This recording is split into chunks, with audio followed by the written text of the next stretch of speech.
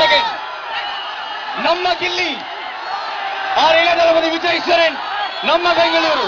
நமஸ்காரம் மிஸ்டர் விஜய், வணக்கம் and welcome sir.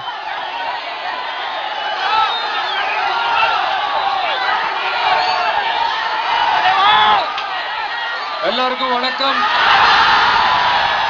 உங்க எல்லாரையும் பார்த்ததுல ரொம்ப சந்தோஷம். உங்களுடைய அன்புக்கு ரொம்ப நன்றி.